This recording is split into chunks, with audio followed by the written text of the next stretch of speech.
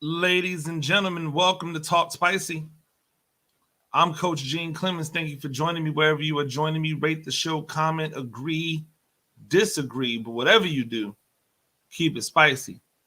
5-star ratings are appreciated. And if you're joining me on my YouTube channel, need you guys to go ahead and subscribe. We are on to the next goal. That is 3,000 subscribers. Got a long way to go, but we know that there are people out there watching because my analytics tell me there are people watching, and many of you are not subscribed yet. So please go to YouTube, log in, hit that subscribe button, follow what we do.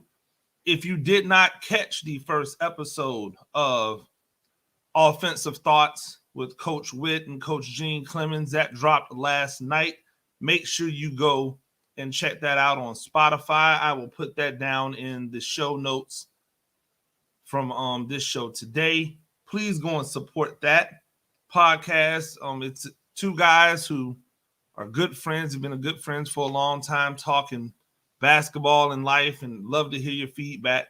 But I'm really excited to be doing that every Monday with Coach Whit. Something struck me last night while watching the Buccaneers and the Giants game. And so I write for GiantsCountry.com, and I really do enjoy it. And one of the pieces I wrote was a schedule breakdown, and I had predicted that the Bucs would win this game. Obviously, not a hard prediction to make. The Buccaneers are a better team, better run organization right now than the Giants. But I also gave keys to victory for the Giants. One of the keys to victory I said was to throw the ball all over the place, and you can tell that offensive coordinator Jason Garrett, his thought process was probably the same. Hey, we're not going to be able to run on this team effectively. Let's throw the ball. Let's get the ball into the hands of our playmakers quickly and allow them to do what they do. The problem with that philosophy is that if the person who is throwing the ball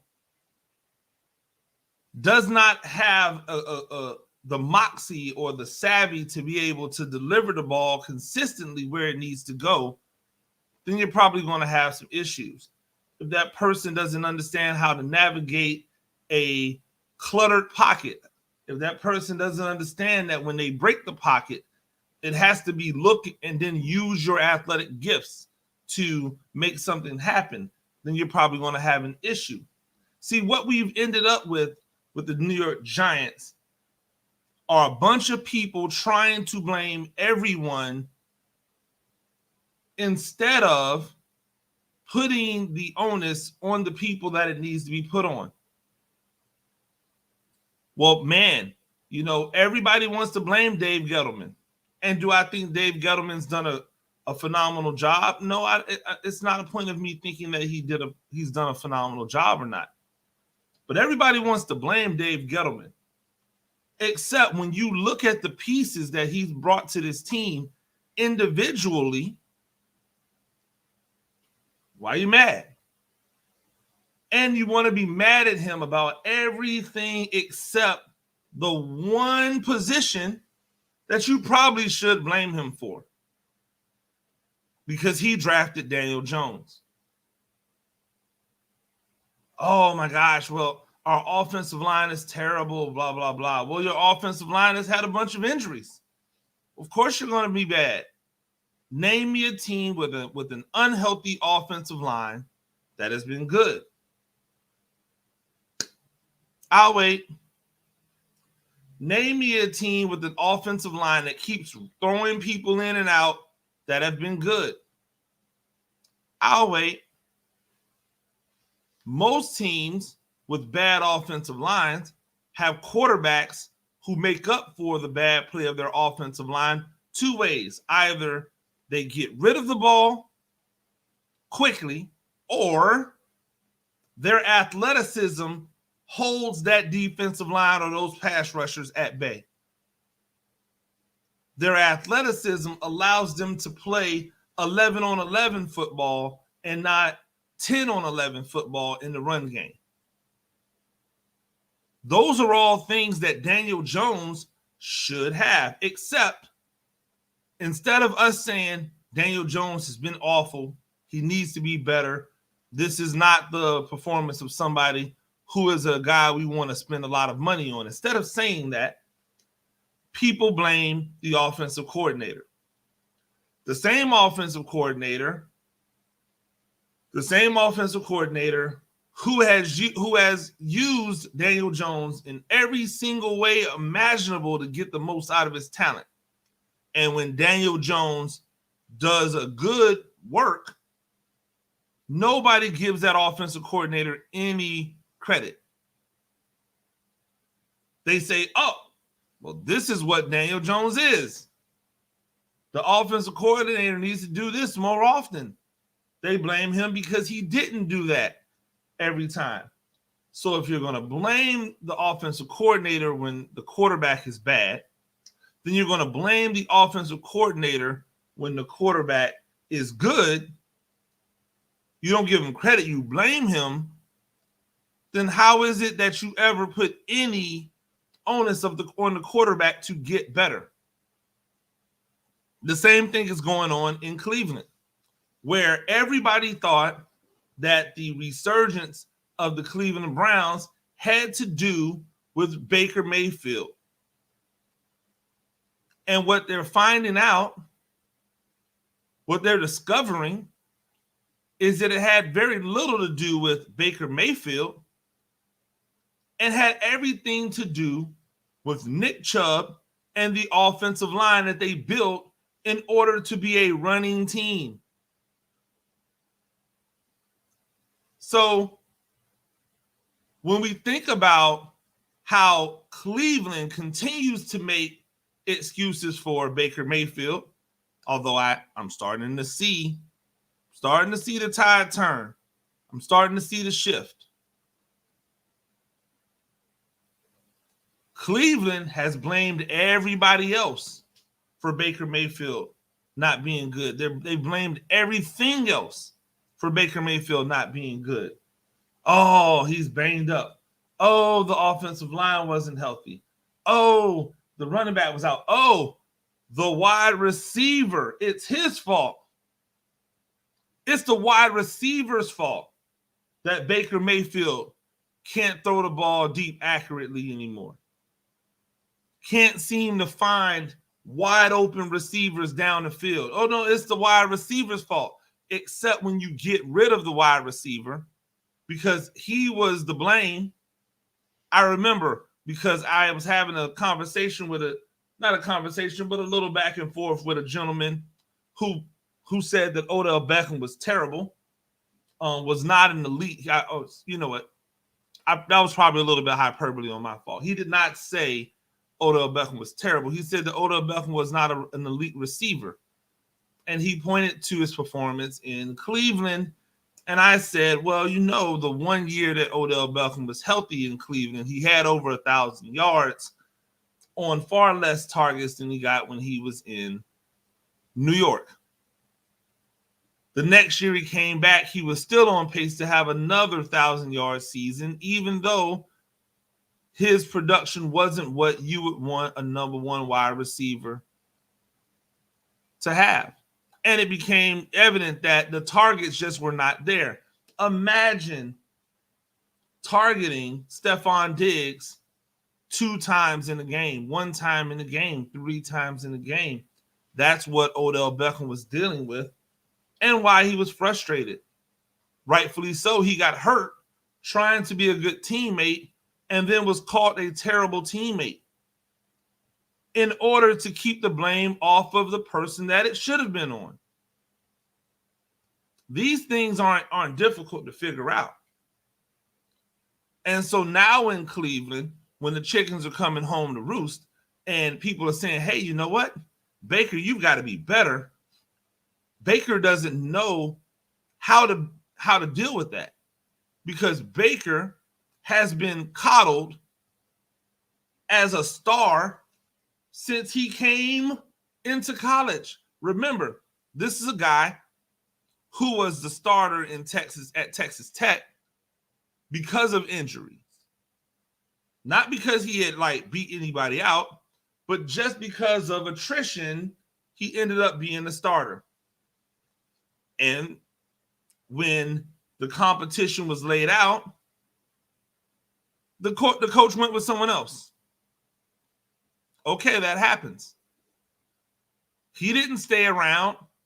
He didn't pull himself up by his bootstraps and say, I'm going to work harder. He transferred. And people made a big deal about the fact that he walked on again at Oklahoma. Come on, man. There's a difference between walking on when nobody knows who you are and walking on when you just came off of a full season of playing in the same conference as the team that you just transferred to. But again, where was the accountability for him when he got in trouble with the law? No accountability. Oh, he's just a kid. Doesn't deal well. More commercials than performances. Oh, well, it's not his fault they won him. It's not his fault he's charismatic. When he was trying to act like he had black guy swag or something, nobody was like, hey, man, that ain't you. We see you talk on a regular basis. Nah, they let him cook. And slowly but surely, the real Baker emerges. His issues become more evident as people try to stop the other thing. And now you're starting to see people go, but that hasn't happened with Daniel Jones yet. People are still blaming everybody but. And that's interesting because as a society, we tend to blame. We tend to point the finger. There's an old adage that says, for every finger that you point,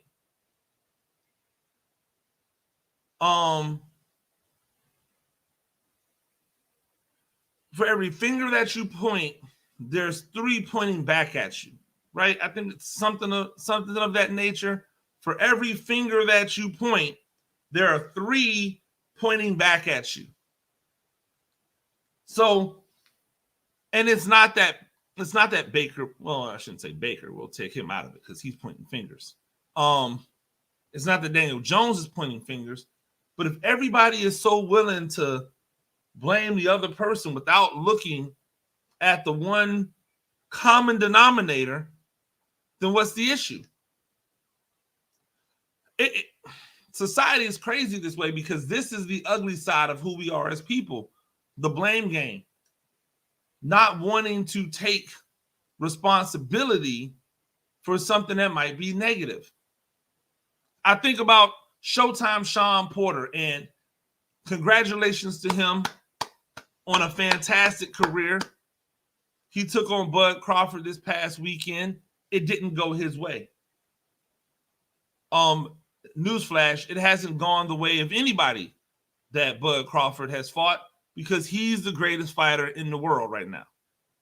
Well, excuse me, I won't say fighter. He's the greatest boxer in the world right now. You might say it's Canelo. That's cool. I'm not going to argue you down. But for me, it's Bud. I think that he is the best boxer in boxing. I don't even really think it's that close, to be honest with you. So, Showtime Sean Porter at the post-fight presser is talking and announces his retirement right there. He says his father didn't even know. His father, who is his trainer, is on the stage with him. So while they're talking and, because his father, his trainer is there, people ask him questions. And so then he starts talking. And we've seen it before. I think like Danny Garcia, Teofimo Lopez, like other people whose fathers tend to talk a lot more in boxing than you might want to see a fighter's trainer talking. But they feel as if they have the right to talk because they're their father and their trainer. And they've injected themselves into the conversation. The problem is Sean Porter's father never takes any responsibility for the loss. He only takes credit for the wins. He points out his son's flaws anytime they lose. So now, on a night where his son lost because the father lost confidence in the son and threw the towel in, don't even know if it was necessary for him to throw the towel in, but he did. So on that night, he decides that the best method is to blame his son. Well, he wasn't working out the way he should. He wasn't putting the effort in. He wasn't doing what I needed him to do. He wasn't doing what I asked him to do. Pointing the finger at his son on the night that his son suffered a defeat and announced his retirement. Now, even if all of these things are true, even if everything that he said was real, is that the time? Or better yet, because his son is retiring, is it even necessary to say? Why are you up on the stage? Subsequently, looking at Bud Crawford when he comes on stage, like a G, told Top Rank, it's a wrap for you guys.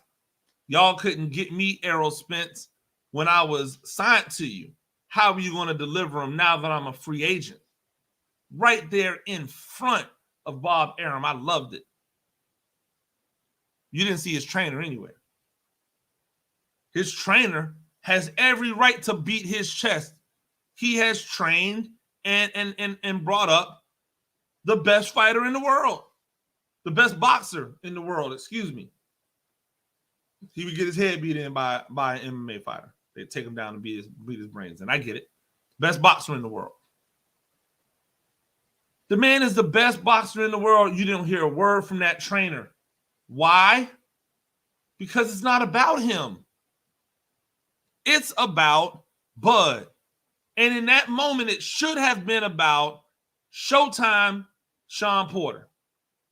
And how great he was and how proud as a father his father and trainer was.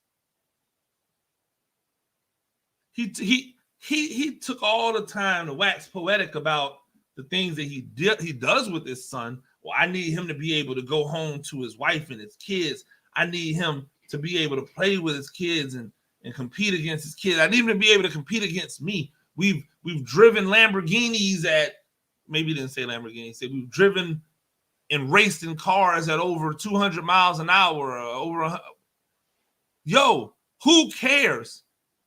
You did not take one punch. Not one punch. You didn't break a hand. You didn't have to get hit. You just collected checks and watched as your son ascended. Now, do you deserve credit? Absolutely. And everybody would be willing to give you credit. But you can't wait for the credit. You've got to get it right now. Oh, no. No, praise me now for what I did. Oh, but we lost. No. Blame him. And that was the ugly part that I did not like. Because he made it a point. He's made it a point. This isn't something new. To give the credit to him. Hey, when my son listens to what I say, he's successful. When he does his own thing, he's not successful. Oh my God, he did his own thing tonight. That's why he lost. Or maybe, let me think about this for a second.